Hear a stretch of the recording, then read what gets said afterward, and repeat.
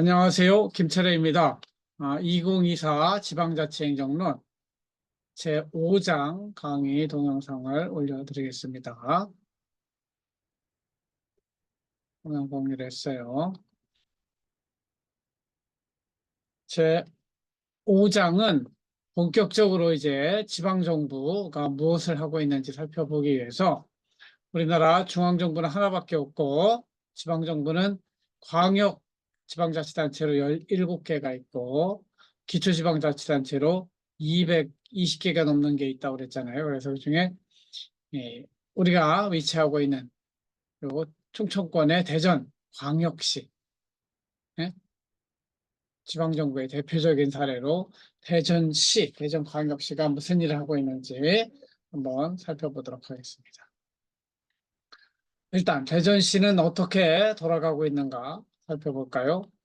우리 정약용 선생의 목민심서를 보면은 행정을 잘하려면 목민관이 행정을 잘하려면 지리를 잘 알아야 된다고 했어요.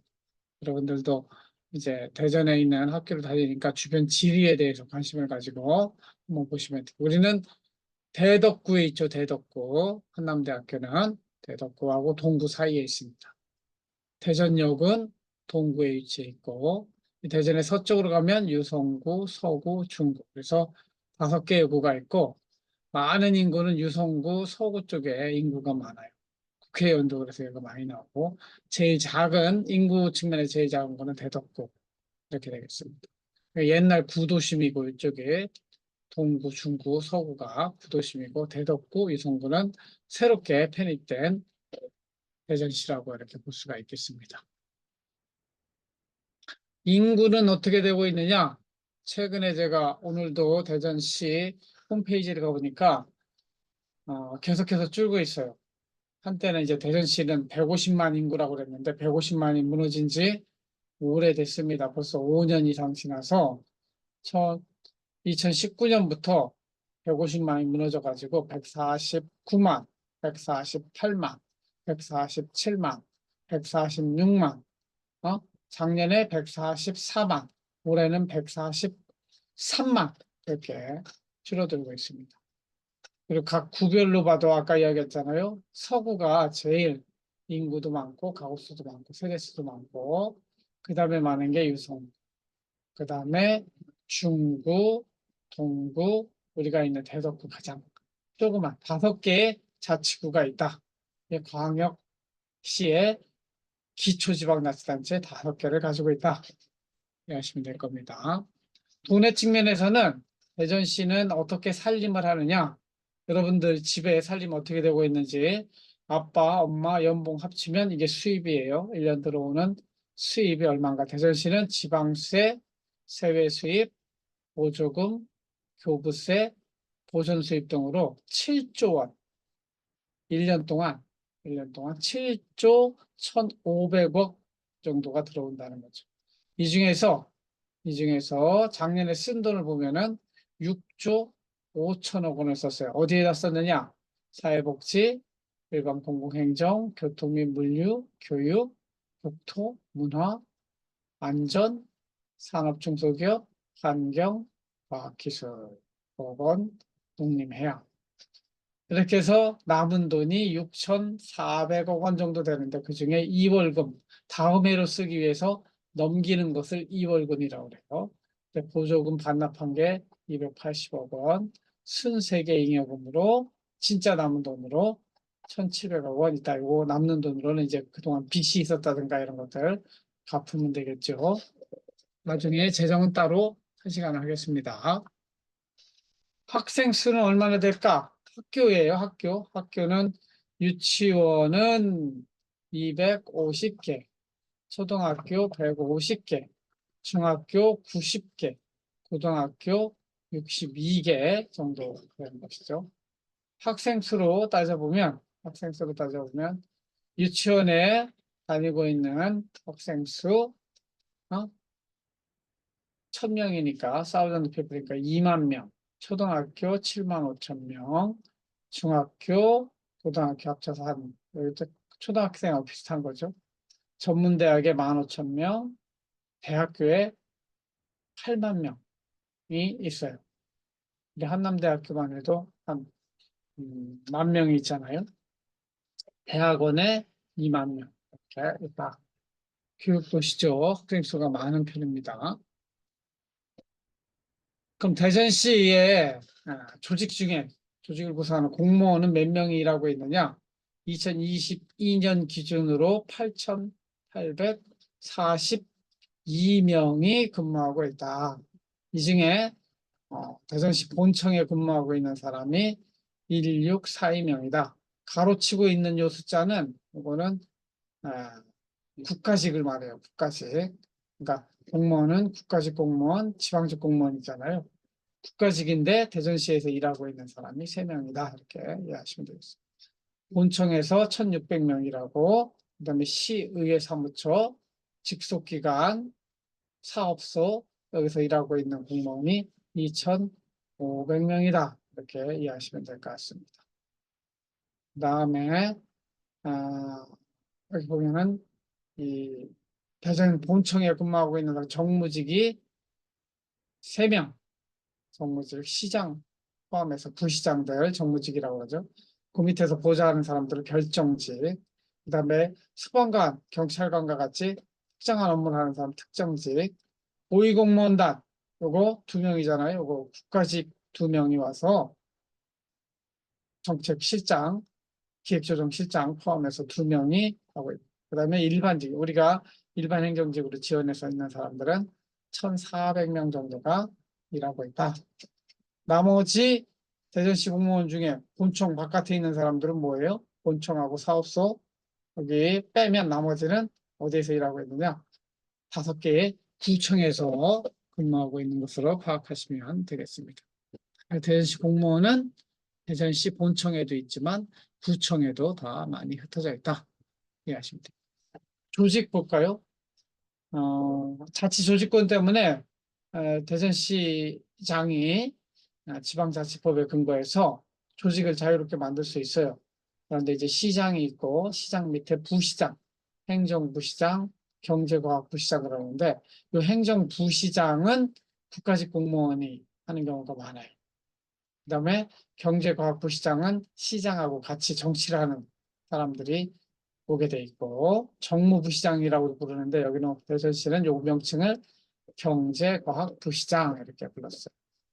그래서 행정부시장 밑에 홍보 담당관, 인사혁신 담당관, 출연기관, 기능조정 TF 이런 걸 두고 있고 대전시 시장 밑에 합의제 행정기관, 자치경찰위원회, 감사위원회 두 개를 두고 있어요.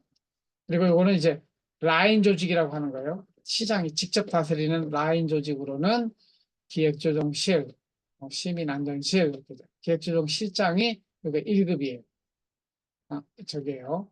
국가직 공무원이 와서 하고 행정부시장하고 국가직이고 나머지는 지방직 공무원이다. 이렇게 얘기하시면 되겠습니다. 기획조정실, 시민안전실 이것이 다 이제 대전시 공무원들이 하는 일이에요.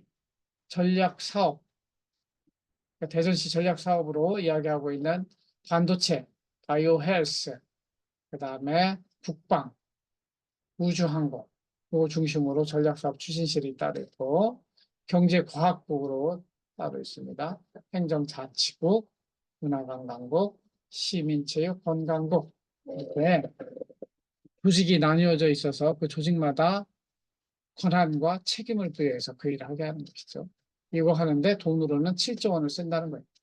복지 업무하는 건 복지국, 환경 업무는 환경녹지국, 교통 관련된 거는 교통건설국, 그 다음에 대전시 트램하고 있잖아요. 이거는 철도, 광역, 교통본부, 도시 짓는 데는 도시주택, 그 밑에 이제 도시고 대전 도시공사가 있습니다. 소방본부 또 따로 있고 이렇게 본청 조직이 있고 그 다음에 직속기관이라고 하는 거는 별도의 독립 채산제로 공무원이긴 하지만 별도의 조직으로 라인 조직이 아니라 개선 조직이 아니라 별도의 조직으로 만들어서 하는 것이 더 공익 실현에 유리하다고 생각할 경우에는 직속 기관을 두게 돼 있어요. 지방자치법에 의해서 하는 겁니다. 인재개발원, 보건환경연구원, 그다음에 소방서, 동부, 둔산, 대덕, 유성, 서부수방서 이런 것들이 직속기관으로 되어 있고 이 직속기관보다는 약하지만 실제 업무를 집행하는 거는 별도의 이제 사업소 조직으로 가고 싶다. 이때는 사업소, 직속기관을 줄 수도 있고 사업소, 이거 직속기관보다 조금 작은 단위라고 보시면 돼요. 그래서 사업소 조직의 상수사업본부, 건설관리본부, 도서관 이런 것들은 사업소 조직으로 들어가 있다. 그다음에 아까 조직도에도 나왔지만 합의제 행정기관으로 별도로 감사위원회 그리고 경찰자치위원회를 두고 있다. 그러나 합의제 행정기관은 실질적으로 일을 하지 않고 사실상 시장의 자문위원회라고 보시면 되겠습니다. 물론 명칭은 뭐 합의제 행정기관 되어 있죠. 그 다음에 대전시 일을 하는데 공무원이 아니고 공무원이 아니고 특별히 공기업 형태로 운영하고 싶을 때는 지방공기업법에 따라서 지방공기업법이 있어요. 여기 대전시 상수도 하수사업본부는 요거는 직영공기업부인데 여기는 공무원이 일하는 거예요. 여기는 직영이기 때문에 공무원. 그리고 간접 형태로 여기가 이제 여러분들이 진짜 이야기하는 지방공기업, 도시철도공사, 도시공사, 그다음에 마케팅공사, 시설관리공단 이런 것들이 이제 산하 공기업으로 이렇게 부릅니다. 요거는 민간인이고 상하수도 직영공기업들은 공무원이 와서 하게 되어 있습니다. 사업소 조직이라고 했죠. 그럼 대전시는 무슨 일을 하는가? 무슨 일을 해야 되겠어요? 대전 시민의 공익을 증진하는 일을 해야 돼요. 그렇기 때문에 4년마다 지방선거를 통해서 누가 그 일을 잘할 것인가를 뽑는 것이죠. 그래서 대전시는 시민들이 낸 지방세 또 국민이 낸 국세를 통해서 월급을 받기 때문에 이게 시민의 이익, 공익을 위해서 열심히 일하겠다고 헌장을 만들었어요. 그래서 대전시는 선사시대부터 살기 좋은 터전, 한반이라고 하죠. 그래서 뭐 5가지 이걸 지키겠다. 이런 거는 차터, 그러니까 시민 헌장이라고 이야기를 하고, 그 다음에 시정 방향으로 지금 이장우 시장이 내세우고 있는 거는 인류 경제도시 대전 만들겠다. 그래서 미래 전략을 선도하고 도시 경쟁력을 제고하고 시민 우선 시장을 펴주겠다. 그리고 5대 핵심 전략으로 5가지를 내세우고 있습니다. 첫 번째, 과학기술 기반의 산업경제를 진흥시키겠다. 그리고 문화, 예술, 체육의 허브가 되도록 하겠다. 그리고 녹색 환경과 교통, 융합, 행복도시를 만들겠다. 그리고 24시간 365일 돌봄을 하는 인재를 육성하겠다. 사회복지를 하고 인재 그에 관련된 인재를 육성하겠다는 거죠. 그리고 대전시는 안전하고 건강한 웰빙 도시로 만들겠다. 이렇게 핵심 전략을 내세우고 4년 동안 대전시장을 하는 겁니다. 그래서 아까 그 이야기를 그림으로 표현하면 이렇게 된다. 것이고 이것이 대전시 중기 지방재정계획이라는 곳에 들어와 있습니다. 이거는 5년 동안 대전시를 어떻게 운영할 것인가에 대한 중장기 계획을 대전시 중기 지방재정계획이라고 해요. 5개년 계획이라고 이해하시면 돼요. 그래서 여기 안에 들어가 있는 것들도 결국은 이 돈을 재정을 어디다 쓸 거냐? 민생 회복, 민생 경제 회복과 지방 시대 구현을 위해서 쓰겠다 하는 것이죠. 그래서 이런 쪽에 쓰는데 큰 방향은 지역 경제 활력을 회복시키겠다. 지역사회 안전망을 강화하겠다. 그리고 지속 가능한 성장 기반을 구축하겠다. 이런 식의 이제 중장기 계획을 가지고 있는 것이죠. 그래서 행정이라고 하는 것은 plan, do, see, feedback이라고 하는데 그 중에서 planning, 계획에 들어가 있는 겁니다. 이 계획을 공무원들이 매년마다 계획을 세워서 또 세부 계획을 세워서 추진 계획을 세워서 실천하는 것이죠. 그래서 돈이 들어가는 거 보면은 결국 뭐니 해도 돈이 제일 중요하니까 일반 공공행정 공무원 월급 주고 전체 돌아가게 하는 거 이걸 오버헤드 간접적인 활동이죠. 여기에 전체 돈의 15%가 들어가고 이렇게 늘은 연평균 시장률은 이게 늘어나고 있느냐, 줄어들고 있느냐, 약간 줄어들고 있는 것이죠. 공공질서 및 안전의 4%, 교육의 3.7%. 나중에 교육자치 따로 하겠지만 대전시의 교육은 교육감이 별도로 교육자치를 해요. 하지만 대전시장도 1년에 한 3, 4천 원씩 들여가지고 교육 부분에 돈을 쓰고 있다. 그 다음에 관광에 4% 쓰고 있고, 그 다음에 환경에 6%, 사회복지에 제일 많은 돈을 쓰는데 전체 돈의 33%를 사회복지에 써요. 그러니까 올해 같으면은 2조 7천억 원 정도를 사회복지 쓰고 있죠. 그 다음에 보건의 2%, 농림해양수산의 1.5%, 산업 중소기업 3.6%, 교통 및 물류, 여기 돈이 많이 들어가죠. 여기 14%, 그 다음에 국토 및 지역개발 5%, 과학기술 설명하면서 너무 돈을 적게 써요. 앞에 저렇게 정책으로 내세웠으면 과학기술 관련된 정책을 더 쓰고, 이 안에서 과학기술 관련해서 창업도 나오고 이래야 되는데, 이게 언밸런스에 맞지 않는 측면이 있습니다. 네. 그래서 오늘 이 시간은 대전시가 무엇을 하고 있는지 하는 것들을 살펴보았고, 이것뿐만 아니라 실제 수업 시간에는 홈페이지 들어가서 대전시를 한번 찾아보고, 또 우리가 몸담고 있는 대덕구청에서는 무엇을 하고 있는지, 이것도 홈페이지에 접속해서 한번 살펴보는 시간으로 삼겠습니다. 여러분들은 이거 동영상 보시고 나름대로 예습을 하시고 실제 수업 시간에 질의응답에 준비를 해 오시면 되겠습니다. 이렇게 제5장에 대한 강의 동영상은 마치도록 하겠습니다. 들어주셔서 감사하고 수업 시간에 또 만나도록 하겠습니다. 고맙습니다.